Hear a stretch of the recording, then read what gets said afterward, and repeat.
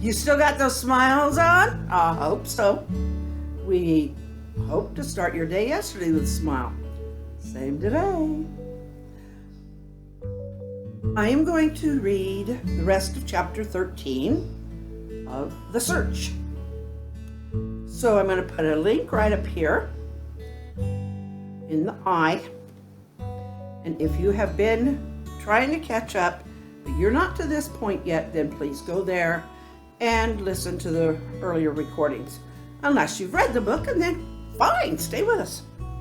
Because we're getting into a very revealing part of the story. And unless you followed it up to now, it's going to be a little confusing. So, I'm going to put that there. And you go, if you have not been following along and aren't caught up with us, then go check out where you're at. It's a playlist. And I'll be right back in a little bit and start reading the rest. And the rest of you, stick around.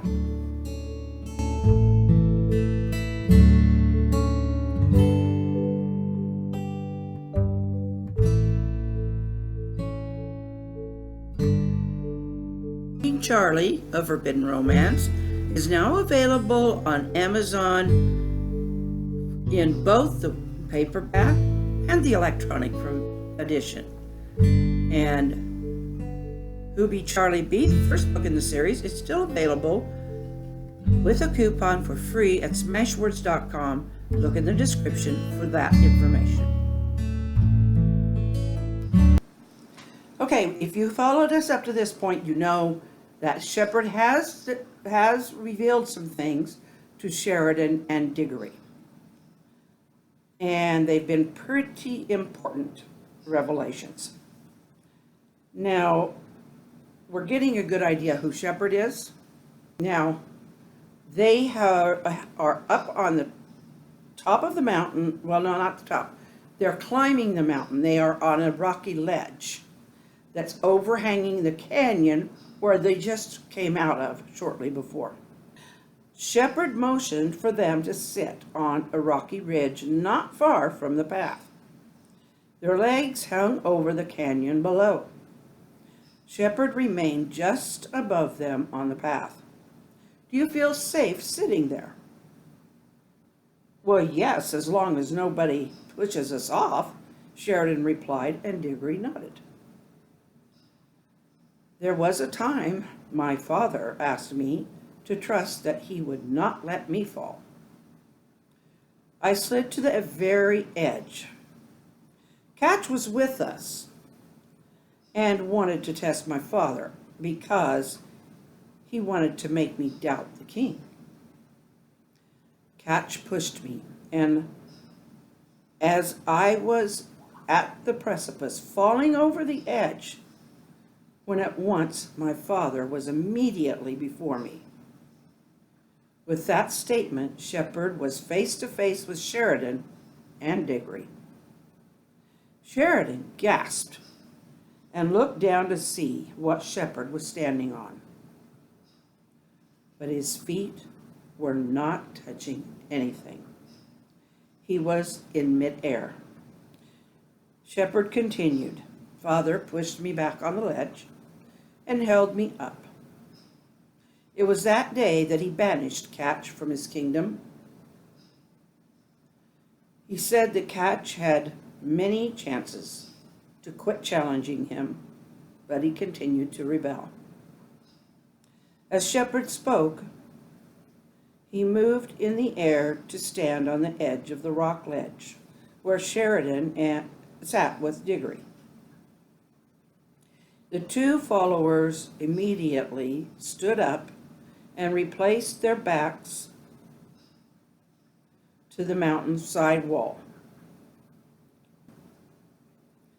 If Catch knew your father would banish him, why did he keep doing things to make him mad? Sheridan was breathing heavily in awe of what she'd just witnessed. Her hand to her chest, she felt something jump inside her and knew she was alive as never before. Jealousy, Sheridan. He wanted to take my father's power. Catch wanted my father's kingdom, but now he wants to destroy it and make his own kingdom here. Shepherd stretched his arms out, indicating the expanse of all the places they had been, except for the meadow, which I call the garden. Catch wants it all. The meadow is mine, and I will not allow him there. The shepherd reached down and dusted off his feet with his hands. Sheridan wasn't sure why he would do that. Enough of that.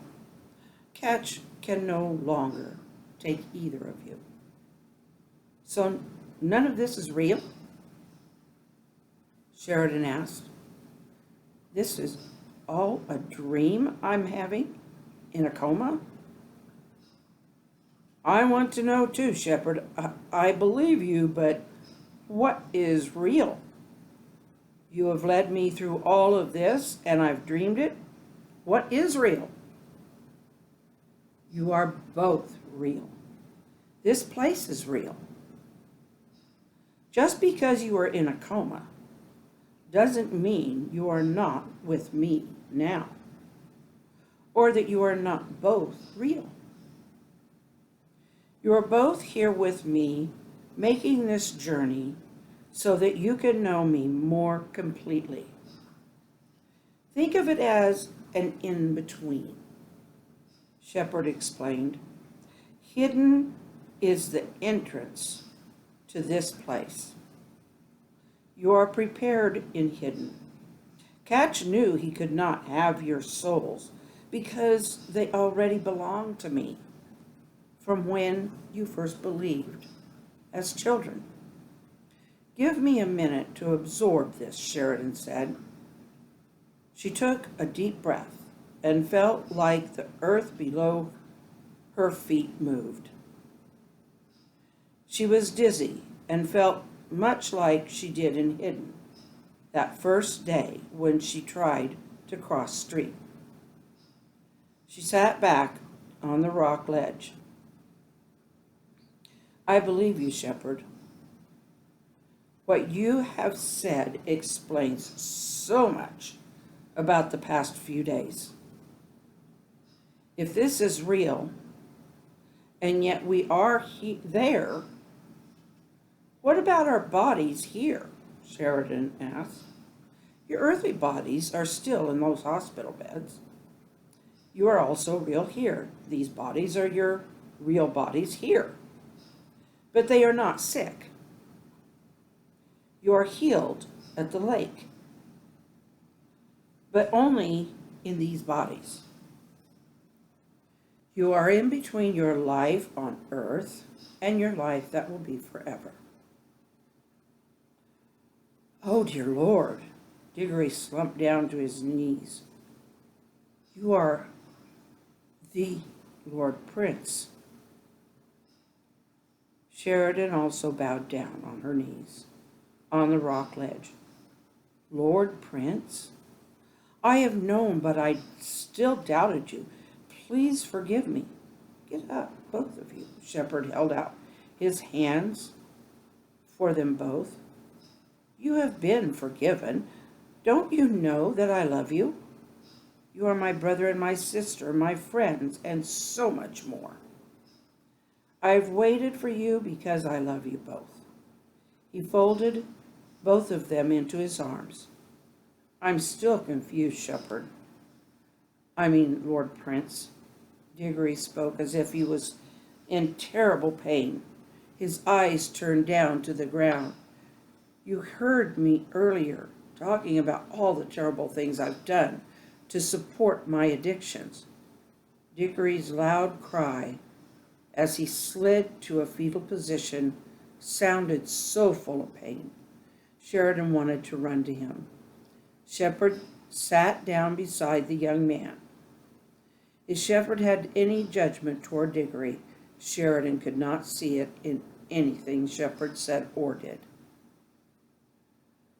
Oh, well, that explains it, Shepherd spoke softly. If you spoke of it in a way that was remorseful and seeking forgiveness, I would not remember it at all, and neither will the king. Shepherd sat with his arm round Diggory's shoulder as the young man cried out years of torment. Sheridan looked at her young friend as if he was someone new. She had watched the rebirth of his spirit.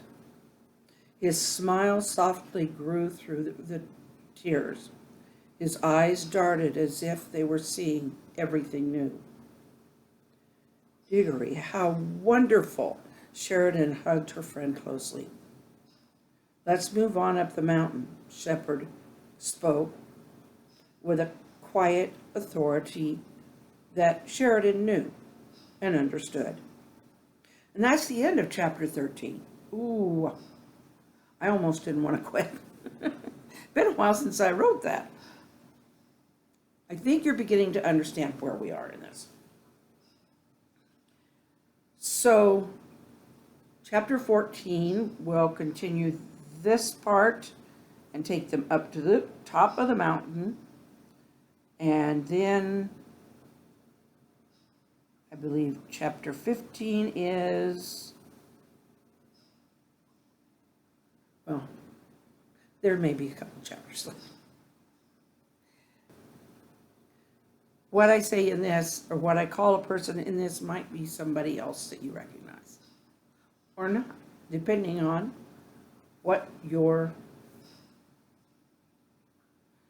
whether you're into the fantasy of it or something else. To me, it is a spiritual way for me to communicate something. Well, next is chapter 14, the top of the mountain.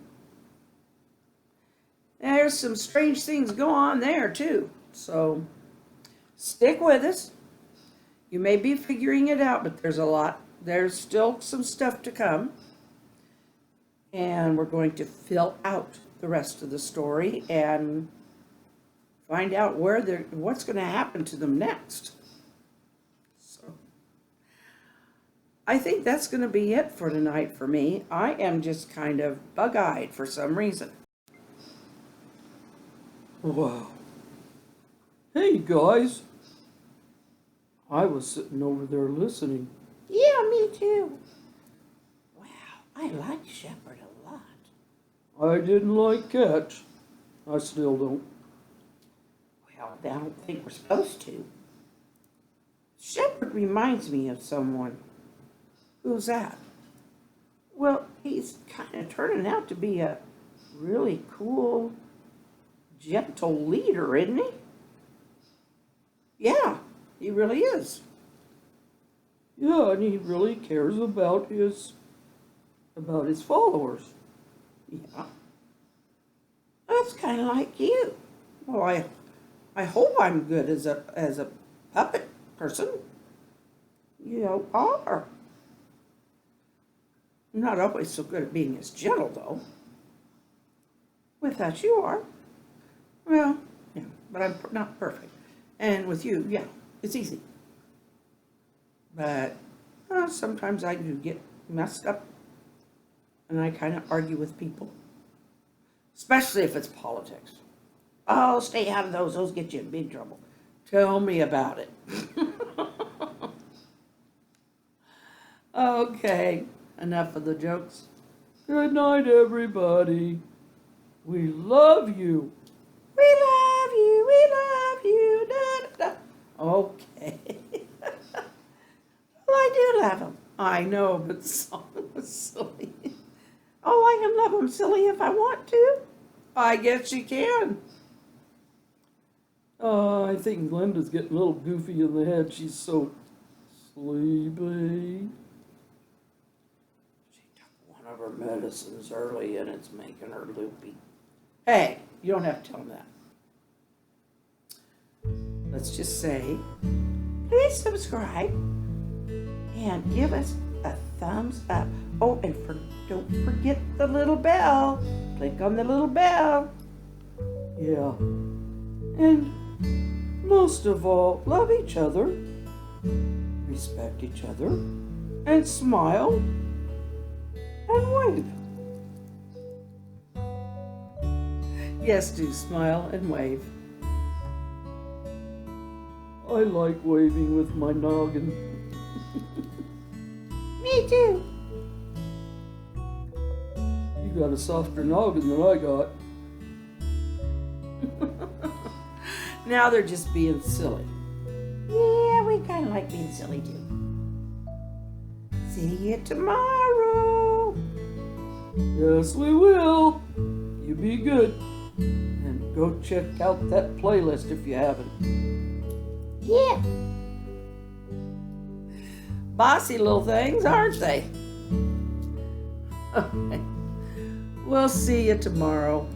King Charlie of Forbidden Romance is now available on Amazon in both the paperback and the electronic edition. And Who Be Charlie B, the first book in the series, is still available with a coupon for free at Smashwords.com. Look in the description for that information.